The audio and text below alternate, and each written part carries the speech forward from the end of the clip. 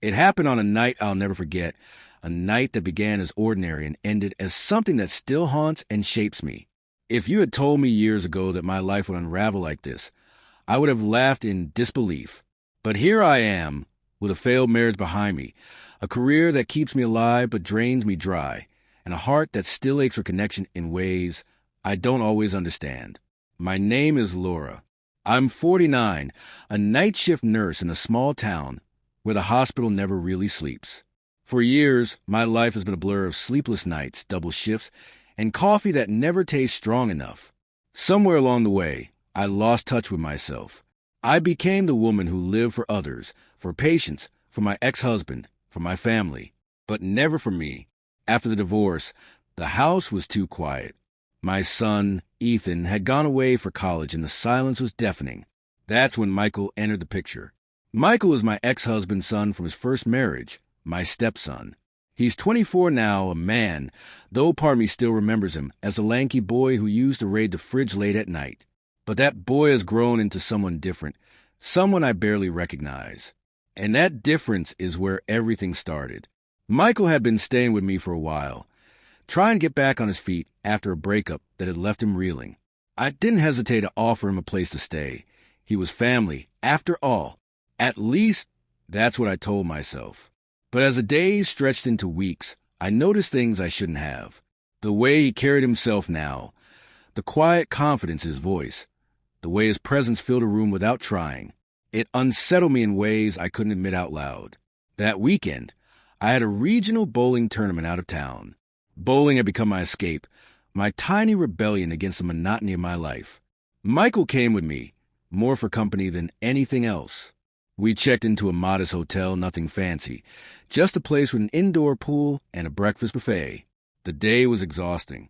I bowled with everything I had, chasing a sense of purpose I hadn't felt in years. I didn't win, but I didn't care. What mattered was that I felt alive again. Afterward, some league friends invited me out for drinks. I told Michael I wouldn't be late, but one glass of wine turned into two, and laughter kept me longer than I expected. By the time I returned to the hotel, it was past 1 a.m.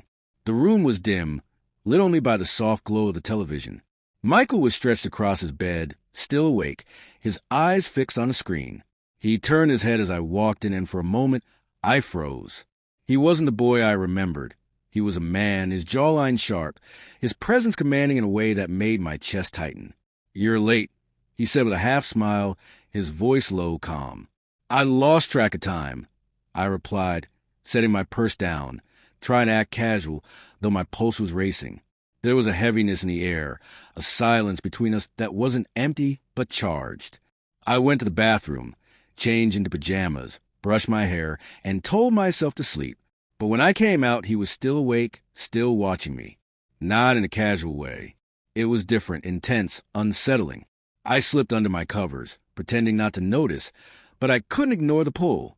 The television flickered, shadows moving across the walls, and the silence grew heavier, almost unbearable. At some point, I stirred, unable to sleep. The clock read a little past 3. I turned my head and found Michael still awake, his eyes on me. There was something unspoken in them, something I had been too afraid to name until that moment. "Are you okay?" I whispered, my voice unsteady. He hesitated, then nodded slowly, just thinking. I should have left it there. I should have closed my eyes and willed myself to sleep, but I didn't. I swung my legs over the side of the bed and sat there, caught between guilt and curiosity. "You don't have to carry everything alone," I said softly. "Not with me here." His eyes met mine and something shifted. The distance between us felt like a fragile thread, one pull away from breaking. My chest tightened as I realized how close we were to crossing a line that could never be uncrossed. I stood, meaning to walk toward the window, to put space between us. Instead, my feet betrayed me, carrying me closer to him. He sat up, his gaze never leaving mine.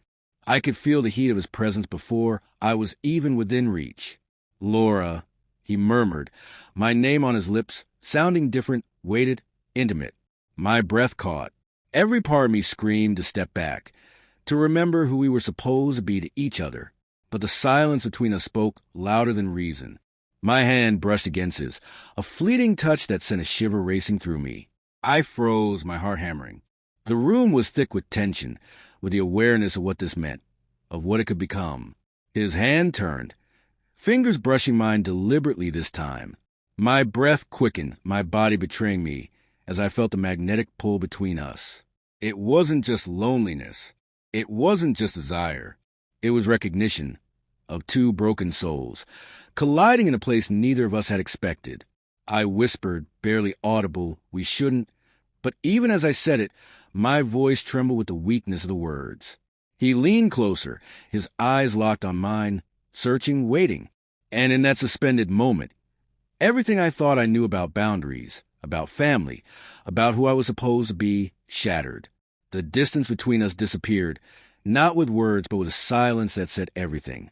A silence that carried the weight of longing, guilt, hunger, and the undeniable truth that we had stepped into dangerous territory. I wish I could say I stopped it there. I wish I could say I walked away. But the truth is, I didn't. And what happened that night changed me forever.